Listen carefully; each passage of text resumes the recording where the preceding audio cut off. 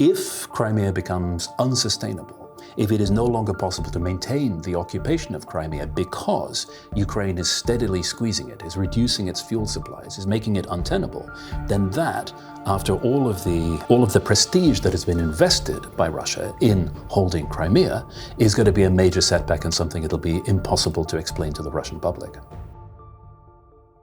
Keir, you have 30 years of experience investigating the Russian military apparatus. I know that you have some experience flying over it, but we're talking about the Crimean Peninsula, the occupied Crimean Peninsula. I want to ask you where Putin has positioned its defenses around the territory since occupying it. Well, before we even think about that, we should think about how Russia was present on Crimea, on the peninsula, even before 2014, because that's a key part, first of all, of how they were able to seize it so rapidly and so swiftly, apparently without Ukraine being able to react, and also, of course, have they've built on that presence afterwards. Now, if we think of the map of Crimea itself, this is one of the connections to the Russian mainland, but it's more like a kind of diamond shape this way, with another land connection to the Russian mainland at the top. And scattered across that peninsula was the presence of the Russian Black Sea Fleet and all the supporting apparatus that went with it. A lot of people think of Sevastopol, the port, as being the only point of presence of Russia before 2014, but in fact they had over 12,000 personnel actually already scattered across the peninsula. Even before, shortly before the siege, they started shipping in more by ferry across this Kerch Strait in order to reinforce their presence there. Since then, it's been a process of building up Crimea as a kind of bookend for Europe, because Russia likes to project power forward. It likes to have bases that are far in advance of the actual Russian mainland. And if you think of the north and southern part of Russia's eastern flank, you've got Kaliningrad, that exclave, you've got down at the bottom Crimea. And they're both ways in which they could project power forward. So Crimea, for instance, was a means by which Russia could support its expeditionary operations into Syria, a means by which they could ease the process of supporting their operations there. So in that respect, it is a forward defense, if you like, and also a means of projecting offensive power forward, especially when it came to the full-scale invasion of Ukraine in 2022. I want us to go back to 2014, the little green men, as they are called. I want to ask whether they were textbook Russian maskirovka and what role they played in the occupation of the peninsula.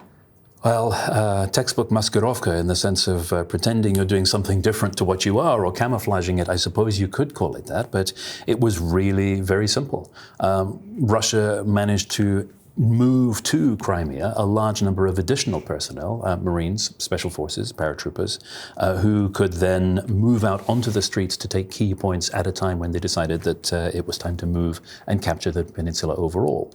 And the Ukrainian forces in place were unprepared, uninformed, and unable to actually do anything about it.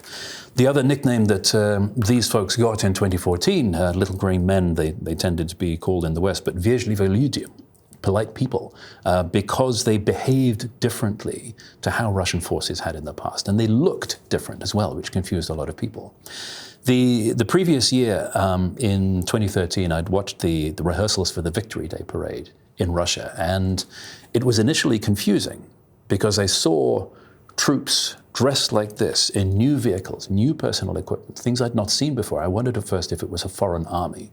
And that was because of the speed at which Russia had overhauled its armed forces after the invasion of Georgia in 2008, trying to learn the lessons and trying to get their forces fit for 21st century conflict.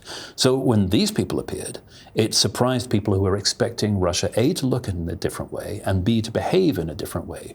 The nickname polite people came because they were standing around on street corners as opposed to shooting everybody and actually engaging in conversation. So this is not representative of the Russian armed forces as a whole. These were specially picked, specially prepared units, but they took everybody very much by surprise. And I guess that image is very important. When we're looking at it on TV, that image of polite people, of the Russian army being on Crimean grounds and not actually shooting anyone. Absolutely, and because of that information blockade that I talked about before, they could say to the local population, to rallies in the capital, Simferopol, fascists from Kiev are coming to kill you, the Russian troops are here to protect you, and they had no other sources of information to compare that against.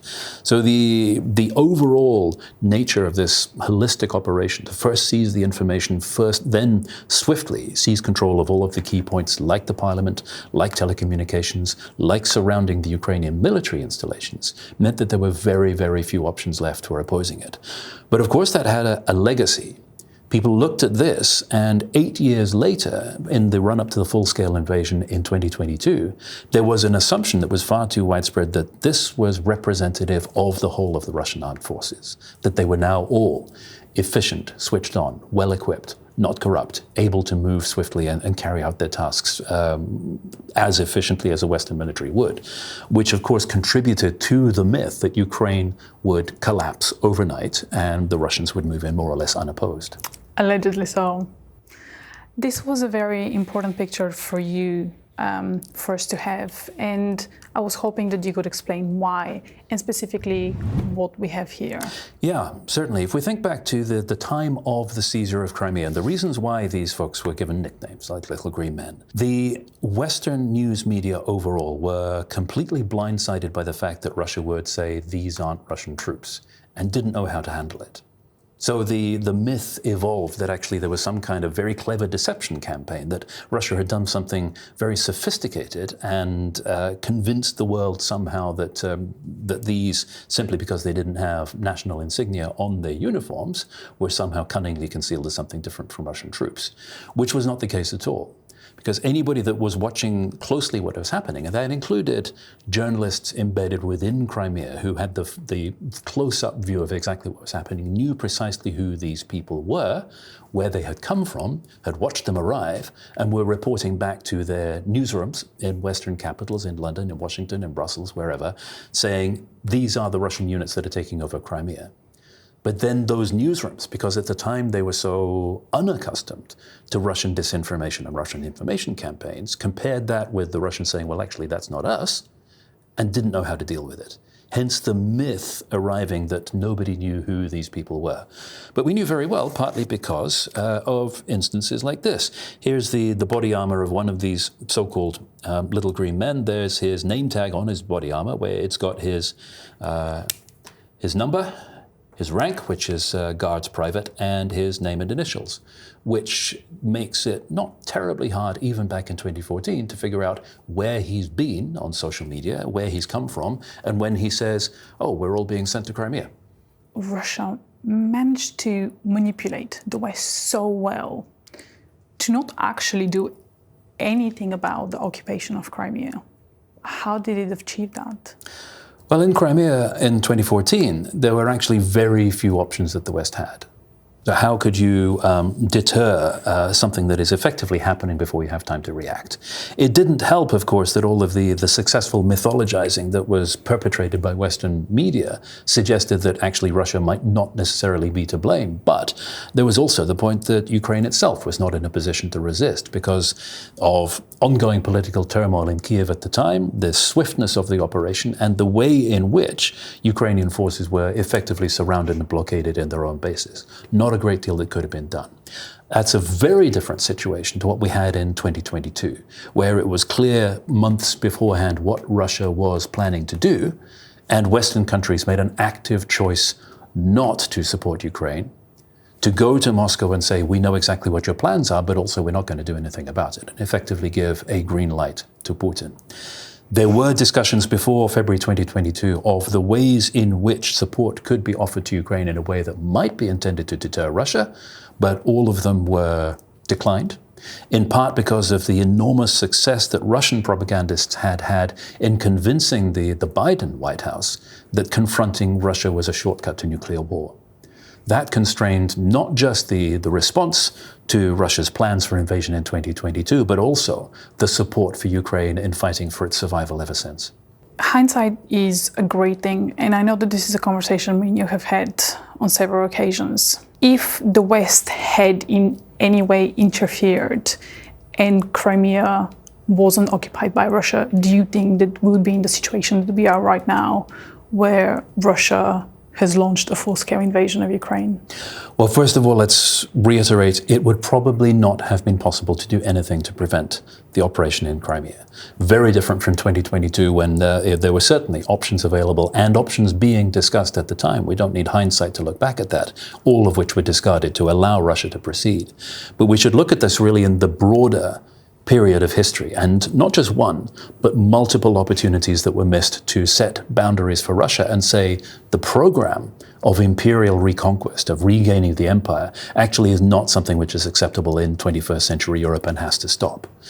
On each occasion, Western powers decided that it was too difficult, too dangerous, too complicated to confront Russia, and therefore Russia was allowed to continue. It was confirmed at each iteration that this was the right path because they continued to succeed in what they were achieving.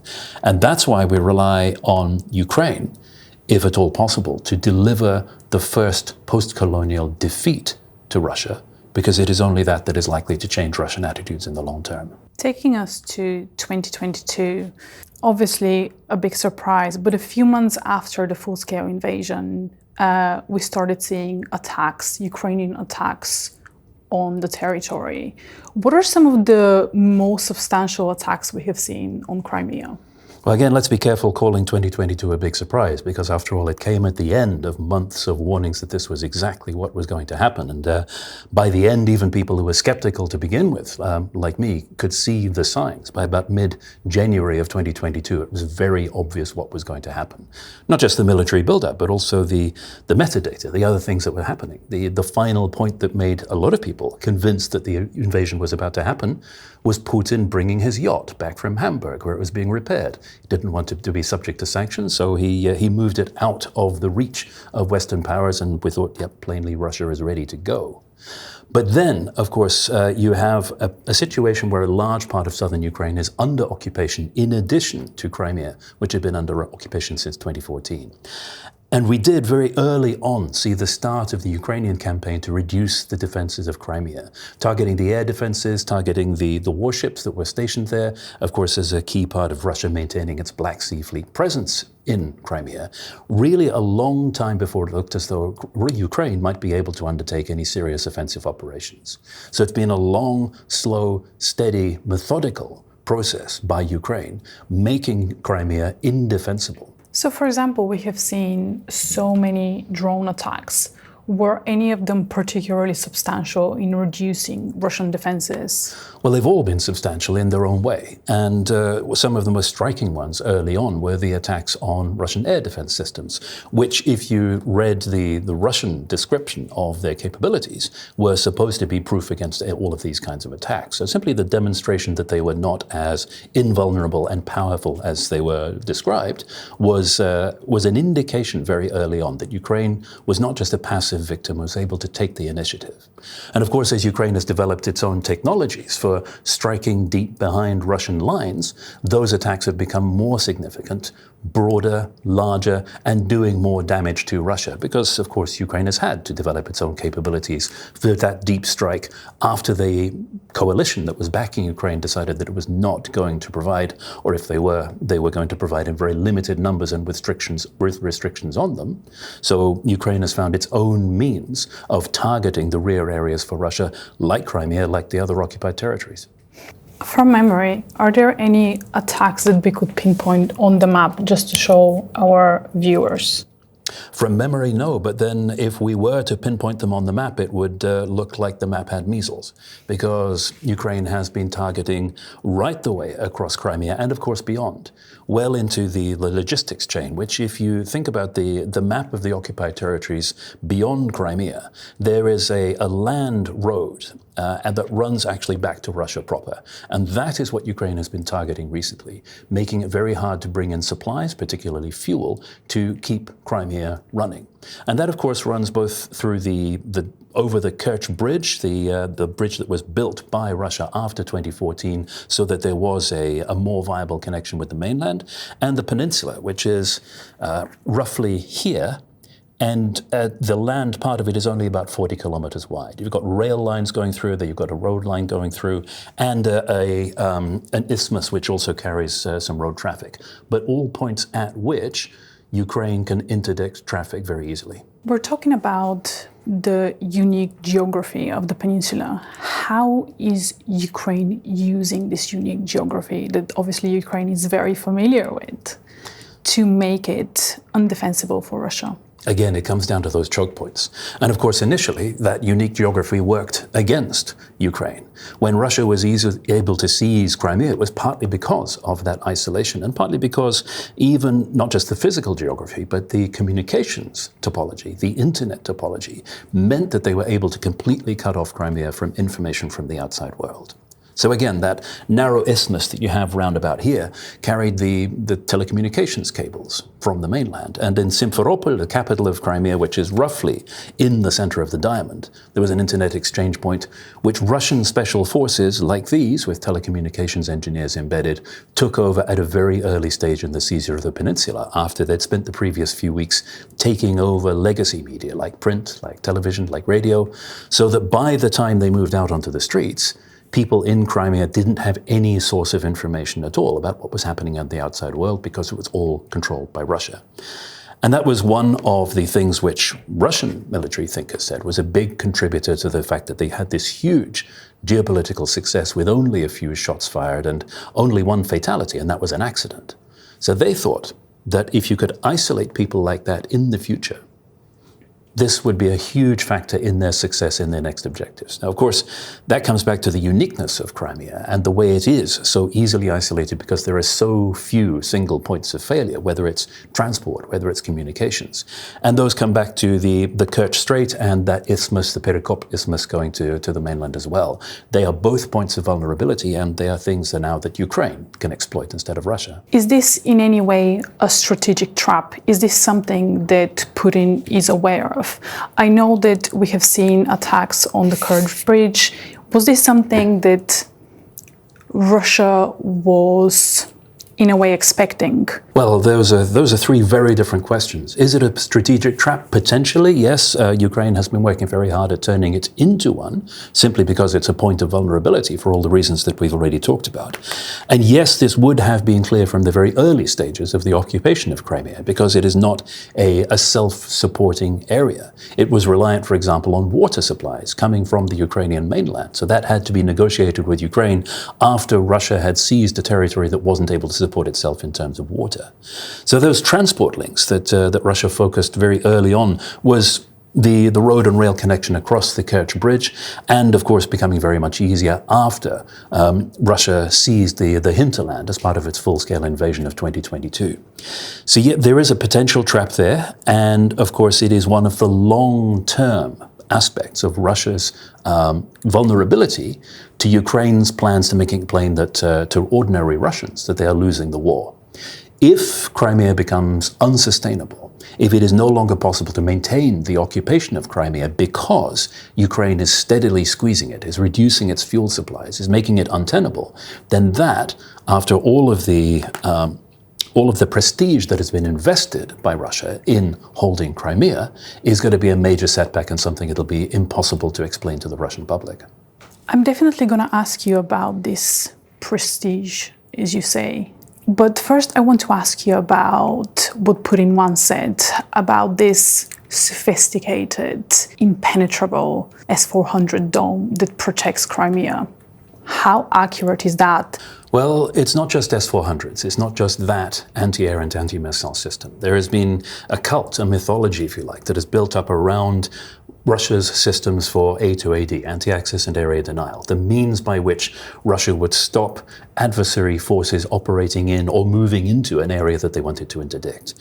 Back in the previous decade, all of the discussion about S-400, S-300, anti-shipping missiles, everything that Russia wanted to portray as invulnerable, led to a lot of maps of Eastern Europe being produced with angry red circles, which they wanted to portray as no-go zones. Nothing can fly in there because these wonder weapons that Russia had would interdict them completely. Now, that penetrated some way into serious discussion of what it would take to actually confront Russia in the event of a full-scale conflict with the NATO nations, despite the efforts of lots of military analysts, and I was part of a team that looked at this with the Swedish Defence Research Agency, FOI, saying, no, these are not iron domes. These are not things that are completely impenetrable. There are means of operating against air defence systems, and this is not a new science.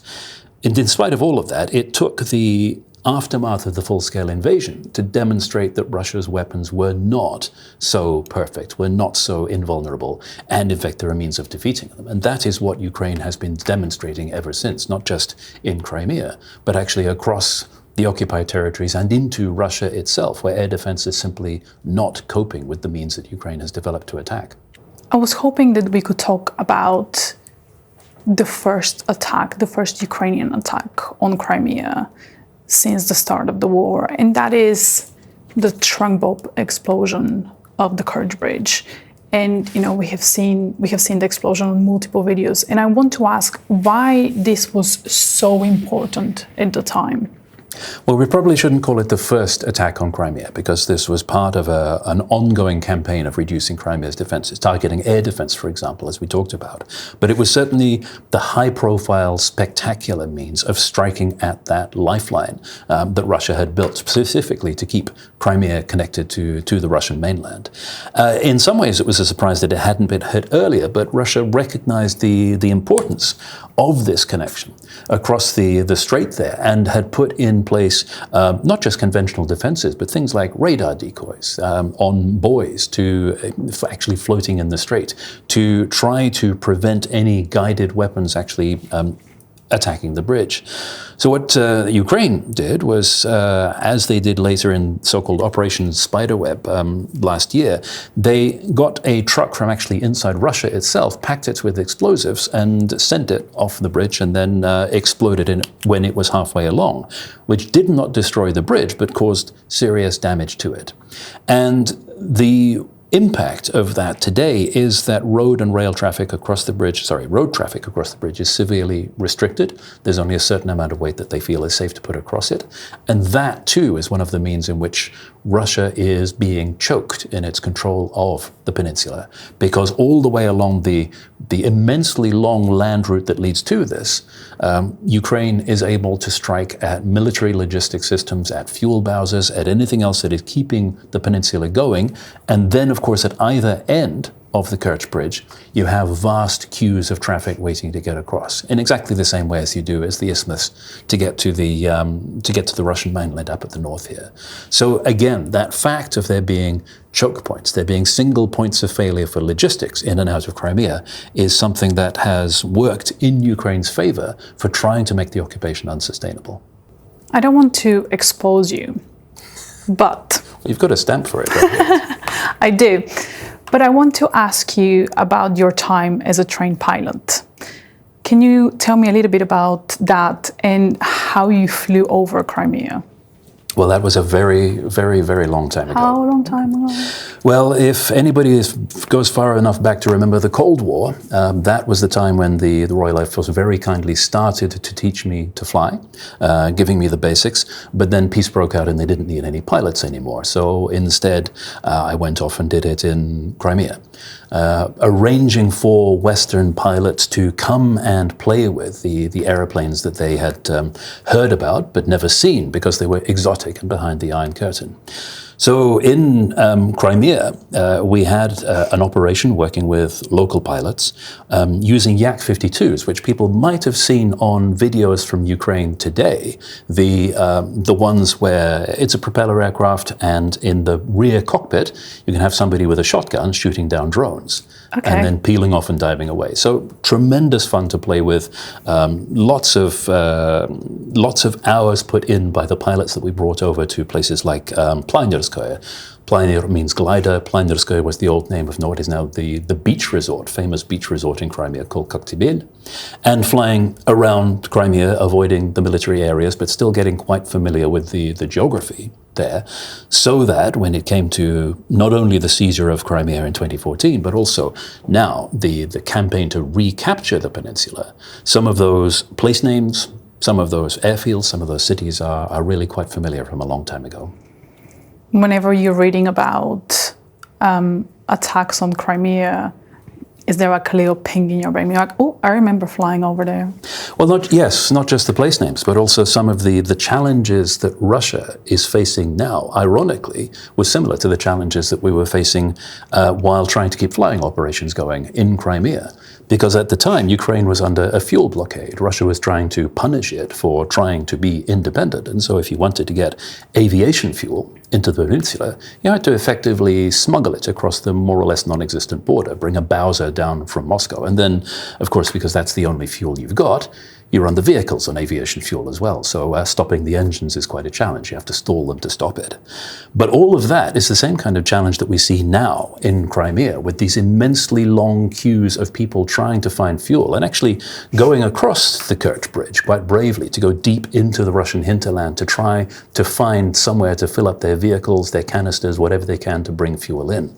But the fuel blockade now, the fuel deficit and the shortage that is putting the pinch on Crimea is now as a result of Ukraine's actions, trying to make life there untenable so that the occupation is not sustainable. In a way, it's the exact reverse of the situation we had in 1991, 1992. I don't know if you remember quite a famous saying by Volodymyr Zelensky when he said, "It started with Crimea, it's going to end with Crimea." First, what do you think he meant by that? Well, it is cryptic, it is gnomic, and that is absolutely fine. But how did it start with Crimea? Well, we come back to this. We come back to this being the prize that Russia seized, and the way in which Russia has invested so much prestige in possession of Crimea. Now, that also means that if the occupation becomes unsustainable, if Ukraine succeeds in its program to make it impossible for Russia to maintain its hold, not just on Crimea, but potentially on temporarily occupied territories further east as well, that is something which cannot be explained to the Russian public. And along with everything that the Russian public is experiencing at the moment, the fuel shortages, the decline in the economy, it means that the war cannot be explained away as a success.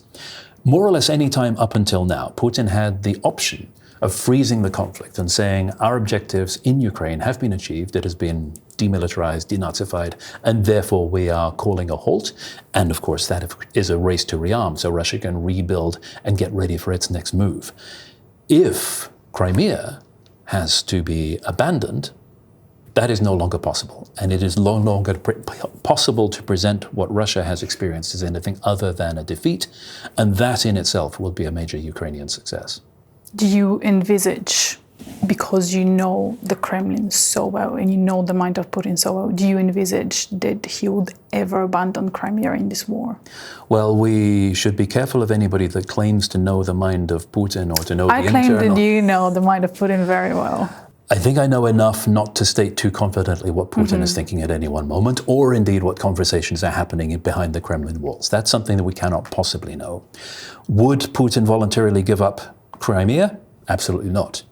Is it possible that if Ukraine continues the way it is doing at the moment and the current trends are not interrupted, it might become impossible to keep Crimea?